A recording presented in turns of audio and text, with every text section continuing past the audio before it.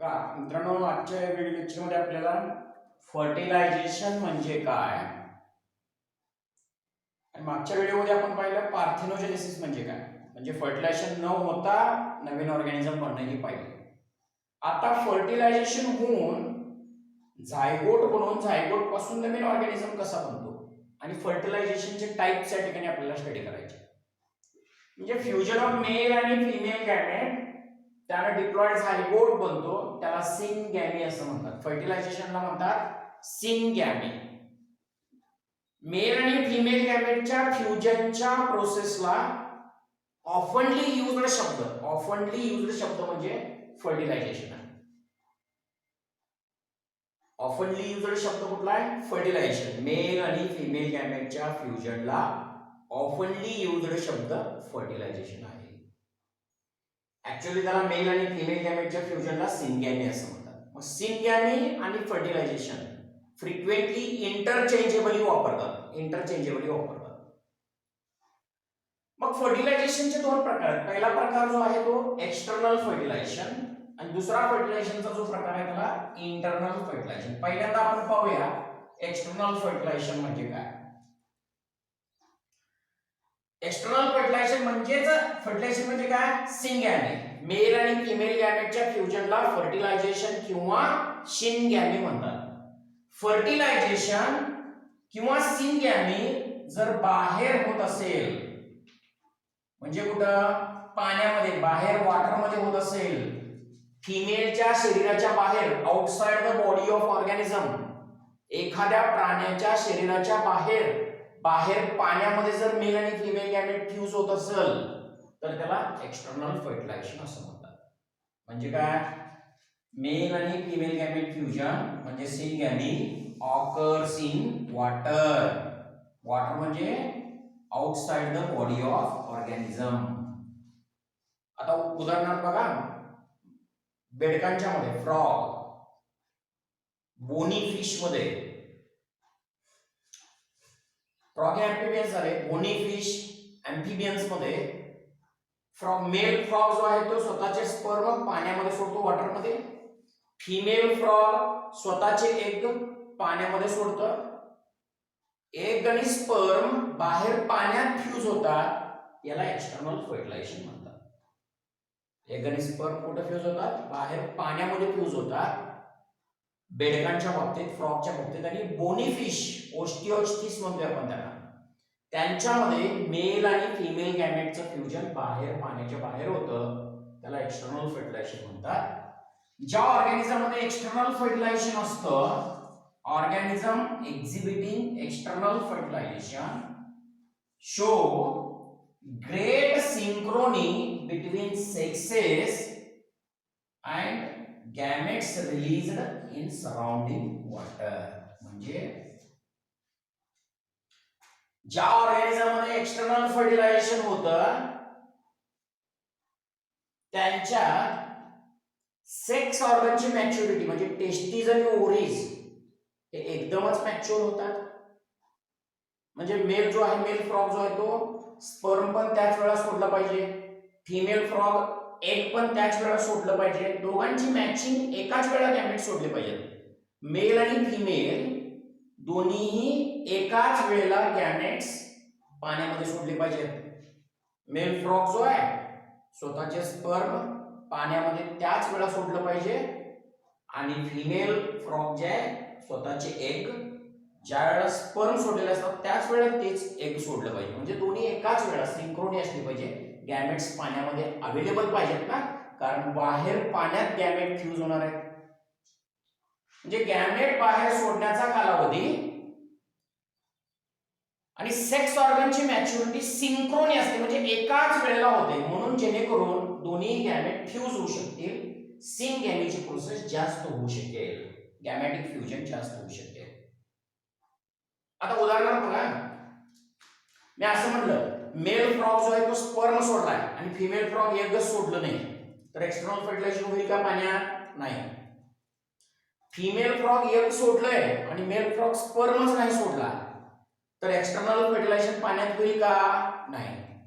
म्हणून female frog egg सोडला की लगेचच मेल फ्रॉग स्पर्म पण सोडतो, म्हणजे दोन्हीही पार्टनर स्वतःचे गॅमेट्स एकाच वेळेला सोडणे याला म्हणतात synchrony between gamete sexes and gamete release in surrounding water to enhance the syngamy जास्त व्हायला. ज्या ऑर्गॅनिझम मध्ये एक्सटर्नल फर्टिलायझेशन असतं त्यांच्या सेक्स ऑर्गनची मॅच्युरिटी आणि गॅमेट्स सराउंडिंग वॉटर मध्ये सोडायचं टायमिंग एकाच वेळेला होतं, त्यामुळं सिंगॅमी वाढते. ही कुठं होते एक्सटर्नल फर्टिलायझेशन?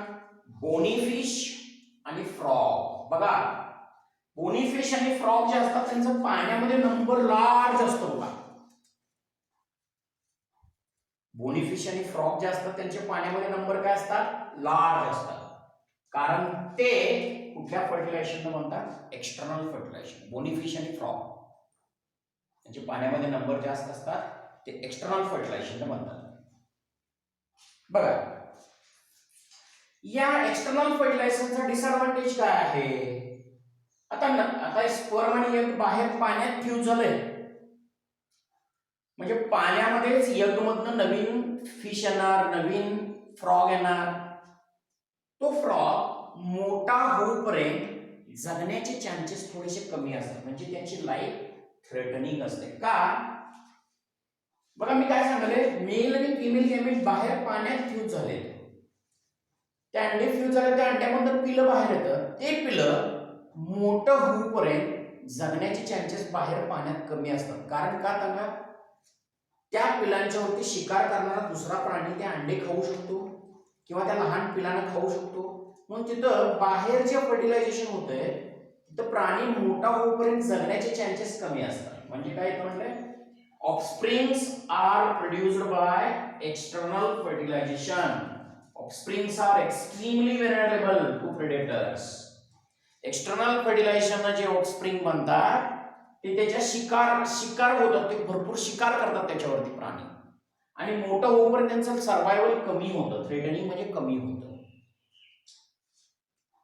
आता समजा एक लहान फ्रॉग आहे, त्या लहान फ्रॉग वरती काही मोठे ॲनिमल्स, मोठे फिश खातात किंवा लहान बोनी फिशला मोठे फिश खातात, कारण बाहेर ते प्राणी डेव्हलप व्हालेत ना, बाहेर फर्टिलायझेशन चालू आहे, मोठं होईपर्यंत जगण्याचे चान्सेस कमी असतात. हा डिसएडव्हांटेज या एक्सटर्नल फर्टिलायझेशनचा आहे. म्हणूनच मी काय म्हटलं, मेल आणि फिमेल गॅमेटिक फ्युजन जर पाण्यामध्ये होत असेल बाहेर तर ते एक्सटर्नल फर्टिलायझेशन झालं. मेल आणि फिमेल पार्टनर दोघेही गॅमेट एकाच वेळेला पाण्यात सोडले पाहिजेत तर गॅमेटिक फ्युजन होऊ शकतं. आणि बघा तुम्ही बोनी फिश आणि फ्रॉग यांची संख्या जास्त असते, कारण त्यांच्यात कुठलं फर्टिलायझेशन होत असते? एक्सटर्नल फर्टिलायझेशन होते. डिसएडव्हांटेज काय आहे याचा? मोठे होईपर्यंत जगण्याचे चान्सेस काय त्यांच्यामध्ये कमी आहेत. म्हणजे ज्यांच्यामध्ये फर्टिलायझेशन होते, एक्सटर्नल फर्टिलायझेशन होतं, ते कुठले ऑर्गॅनिझम आहेत? बोनी फिश, फ्रॉग्स म्हणजे ॲम्फिबियन्स, यांच्यामध्ये एक्सटर्नल फर्टिलायझेशनची प्रोसेस होते. बाहेर काय काय सांगितलं मी कॅरेक्टर तुम्हाला या ठिकाणी, एक्सटर्नल फर्टिलायझेशन म्हणजे काय. मग एक्सटर्नल फर्टिलायझेशन झाल्यावर आता आपल्याला स्टडी करायचं आहे इंटरनल फर्टिलायझेशन म्हणजे काय. इंटरनल फर्टिलायझेशन म्हणजे काय? मेल आणि फिमेल गॅमेटचं fusion inside the body of organism मध्ये झाले तर त्याला इंटरनल फर्टिलायझेशन म्हणतात. आता दुसरा प्रकार बघा, इंटरनल फर्टिलायझेशन म्हणजे काय? मेल आणि फिमेल गॅमेट फ्युजन म्हणजे सिंगॅमी बॉडीच्या ऑर्गॅनिझमच्या बॉडीच्या आत झालं तर त्याला इंटरनल फर्टिलायझेशन असं म्हणतात. Syngamy occurs inside the body of organism. Generally फिमेलच्या बॉडीच्या आत मेल पार्टनर स्वतःचे गॅमेट्स फिमेलच्या शरीराच्या आत सोडतो आणि तिथे गॅमेटिक फ्युजन होतं. आत फ्युजन झालं म्हणजे सिंगॅमी इंटरनल फर्टिलायझेशन म्हणतात. जनरली काय होते? फिमेल गॅमेट म्हणजे काय? एक जो आहे तो फिमेलच्या शरीराच्या आत बनतो आणि मेल गॅमेट एगकडे जाऊन फ्यूज होतो. आता उदाहरणार्थ बघा, ही ह्यूमनची रिप्रोडक्टिव्ह सिस्टम आहे. ह्यूमनच्या रिप्रोडक्टिव्ह सिस्टम मध्ये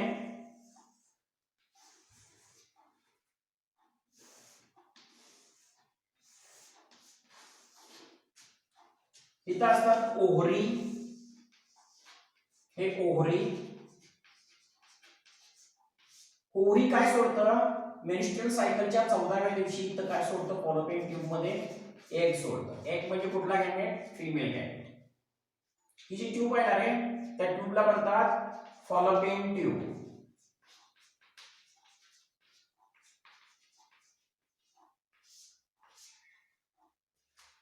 आणि हा जो आहे फिमेलच्या सेक्स ऑर्गनचा ओपनिंग व्हॅजिना, इथं असतं सर्व्हिक्स, आणि हा गर्भाशय युटेरस असतो. मेल पार्टनर स्पर्म इथं सर्व्हिक्स मध्ये डिपॉझिट करतोय थ्रू वजायना.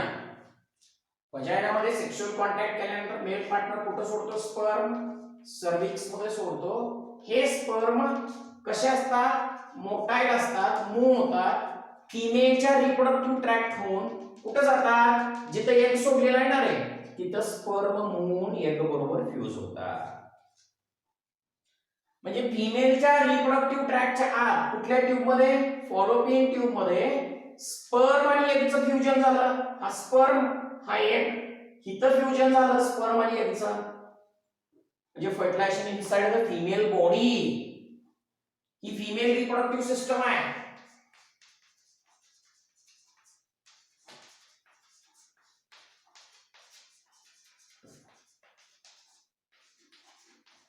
कुणाची फिमेल रिप्रोडक्टिव्ह सिस्टम आहे, ह्यूमनची फिमेल रिप्रोडक्टिव्ह सिस्टम आहे. मेल पार्टनर व्हाजायना मध्ये सेक्शुअल कॉन्टॅक्ट केल्यानंतर स्वतःचे स्पर्म इथं सर्व्हिक्स मध्ये सोडतोय. स्पर्म एग कडे जातात आणि तिथं मूव्ह होतात, तिथं फ्यूज होतात. कशाबरोबर, कुठं ट्यूब मध्ये, फॉलोपियन ट्यूब मध्ये स्पर्म जाऊन एग बरोबर फ्यूज होतात. हिथं फर्टिलायझेशन झाली, फिमेल रिप्रोडक्टिव्ह सिस्टमच्या आत झाली, म्हणजे फिमेलच्या बॉडीमध्ये आत मेल गॅमेट जाऊन एग बरोबर फ्यूज होतो. जनरली कसं असतं, इंटरनल फर्टिलायझेशन जिथं होत असतं तिथं मेल गॅमेट म्हणजे कोण, स्पर्म हा मोटाईल असतो.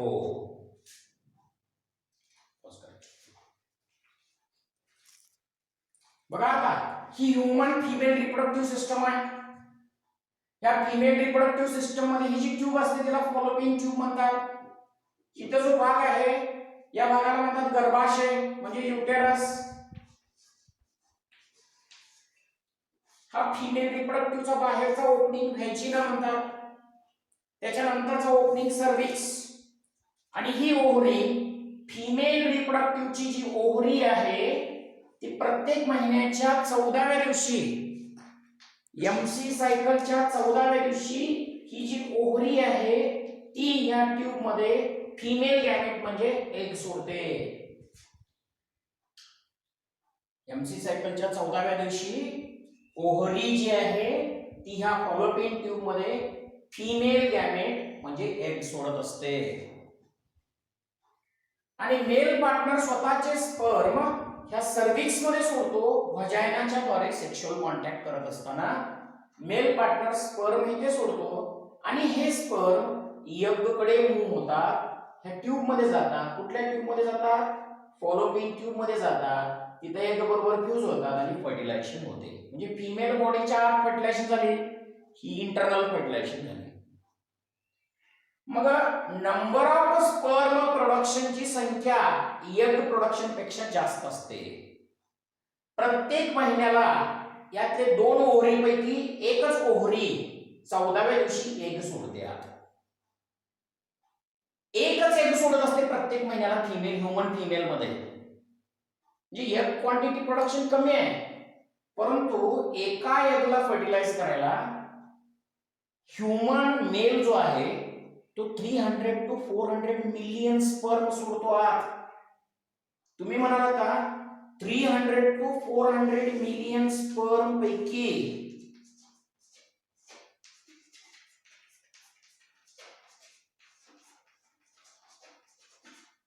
किती ह्यूमन मेल स्पर्म सोडतोय, 300 to 400 मिलियन स्पर्म. त्यापैकी एका स्पर्मला चान्स गावतोय एग बरोबर फ्यूज व्हायचे. म्हणजे सगळे स्पर्म ऍक्टिव्ह असतात असं नाही, सगळेच फंक्शनल असतात असं नाही.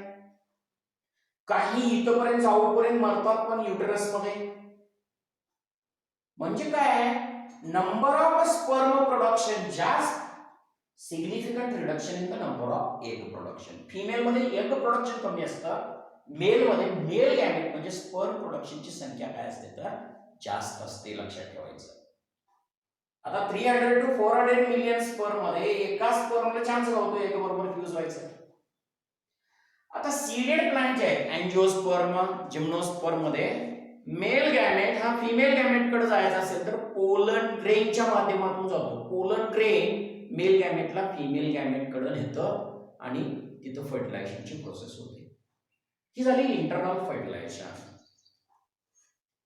एक्सटर्नल फर्टिलायझेशन, इंटरनल फर्टिलायझेशन म्हणजे काय हे आपण स्टडी केलं. 4 पॉइंट इंटरनल फर्टिलायझेशनचे.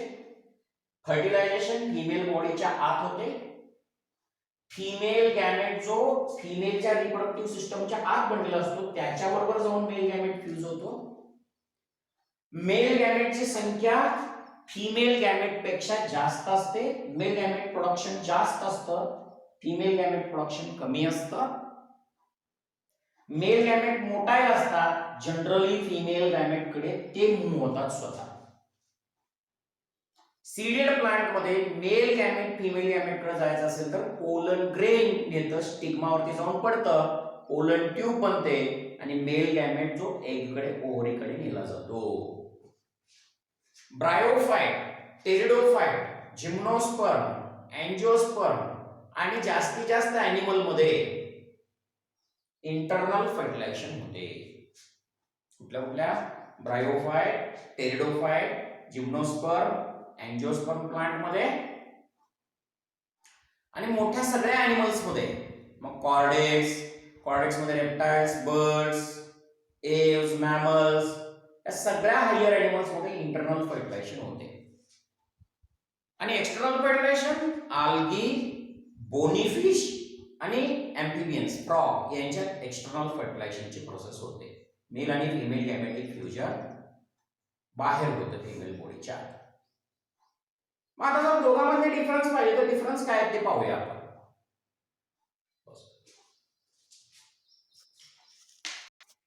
आता दोघांमध्ये डिफरन्स काय बघूया आपण. Gametes fused outside the body of organisms. ऑर्गॅनिझमच्या शरीराच्या बाहेर गॅमेटिक फ्युजन होणार, एक्सटर्नल फर्टिलायझेशन. गॅमेट्स फ्यूज्ड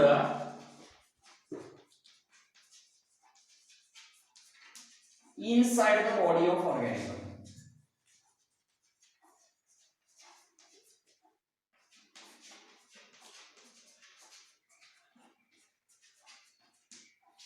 बॉडीच्या आत फर्टिलायझेशन होते, ती internal fertilisation.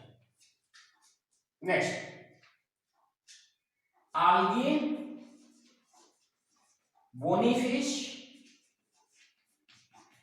bonifishes and amphibians मध्ये एक्सटर्नल फर्टिलायझेशन होते.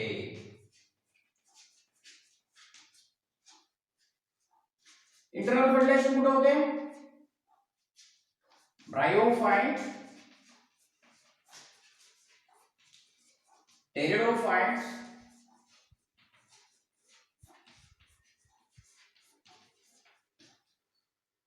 जिम्नोस्पर्म, angiosperms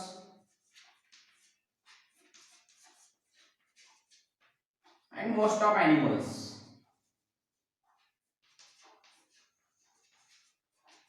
जास्तीत जास्त एनिमल्स मध्ये म्हणजे कॉर्डेक्स, इनव्हर्टेब्रेट्स. कॉर्डेक्स मध्ये एव्स, मॅमल्स, रेप्टाइल्स यांच्यामध्ये पण होत असते. तिसरा point, survival chances up to adulthood are less.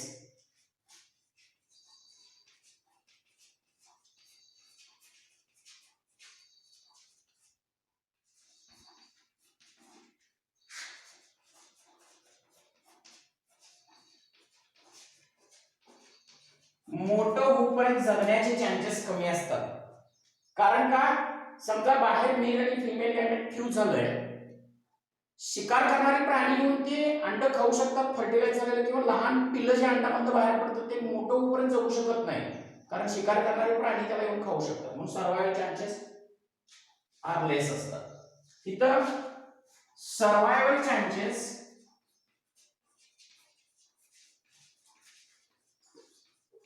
Are more.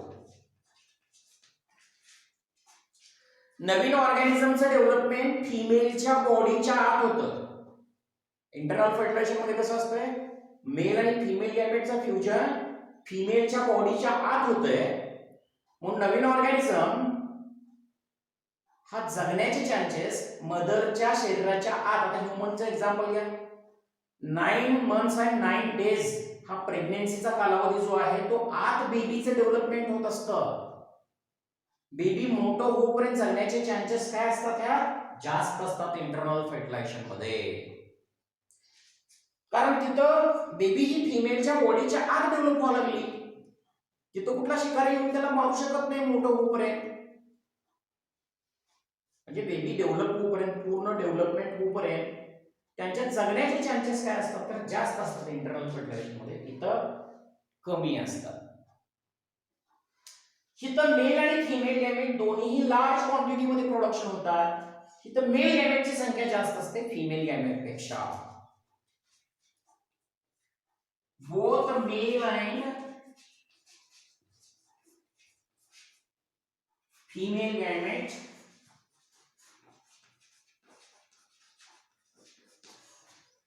produce more. both male and female gamete मोठ्या प्रमाणात प्रोडक्शन होतात, मोर क्वांटिटी मध्ये होतात. इथं male gamete are more produced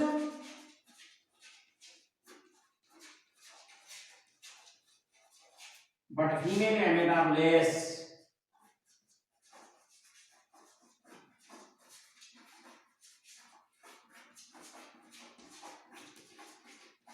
female गॅमेटची संख्या लेस असते, मेल गॅमेटची संख्या जास्त असते इंटरनल फर्टिलायझेशन मध्ये. अशा प्रकारे आपण पाहिलं एक्सटर्नल फर्टिलायझेशन आणि इंटरनल फर्टिलायझेशन दोघांमध्ये काय डिफरन्स आहे हे आपण स्टडी केलं. ओके, आता पुढच्या आपल्या व्हिडिओ लेक्चर मध्ये आपल्याला स्टडी करायचं आहे पोस्ट फर्टिलायझेशन चेंजेस, आणि मग टॉपिक या ठिकाणी संपतो. पोस्ट फर्टिलायझेशन चेंजेस मध्ये झायगोट फॉर्मेशन आणि एम्ब्रियोजेनेसिस, म्हणजे मेल आणि फिमेल गॅमेट फ्यूज झाल्यावर जो झायगोट बनतो तो झायगोट नवीन ऑर्गॅनिझम कसा बनवतो, त्याच्यापासून एम्ब्रियो कसं बनतं आणि एम्ब्रियो पासून नवीन ऑर्गॅनिझम कसा बनतो हे आपल्याला पुढच्या व्हिडिओमध्ये स्टडी करायचं आहे. आजच्या व्हिडिओमध्ये आपण काय पाहिलं, फर्टिलायझेशन म्हणजे काय, फर्टिलायझेशनचे दोन प्रकार, इंटरनल फर्टिलायझेशन आणि एक्सटर्नल फर्टिलायझेशन म्हणजे काय, दोघांमधला डिफरन्स काय आहे हे आपण स्टडी केलं. बघा आता या टॉपिक मध्ये फक्त 2 पॉइंट राहिले, पोस्ट फर्टिलायझेशन म्हणजे झायगोट फॉर्मेशन आणि एम्ब्रियोजेनेसिस. एवढा स्टडी केला म्हणजे आपण 12वीचा रिप्रोडक्शन इन ऑर्गॅनिझम हा टॉपिक संपवलेला आहे. आणि याच्यानंतर मी स्टार्ट करेन, काही विद्यार्थी मला विचारलेले आहेत की मी याच्यानंतरचा टॉपिक जो आहे तो 11वीचा राहिलेला एक टॉपिक आहे transport in plants. Transport in plants हा टॉपिक स्टार्ट करेन उद्या. तो टॉपिक संपतो रिप्रोडक्शन ऑर्गॅनिझम, मग ट्रान्सपोर्ट इन प्लांट्स हा टॉपिक स्टार्ट करूया. आणि माझी काय रिक्वेस्ट आहे सगळ्या विद्यार्थ्यांना, प्रॉपरली व्हिडिओ पहा आणि प्रश्नांची जी पीडीएफ पाठवलेली आहे ती पीडीएफ मधली प्रश्न वगैरे व्यवस्थित सॉल्व्ह करा. त्याच्या शंका वगैरे काय असतील तर आम्हाला विचारा. ओके, पुढच्या क्लासमध्ये आपण पाहूया झायगोट फॉर्मेशन आणि एम्ब्रियोजेनेसिस.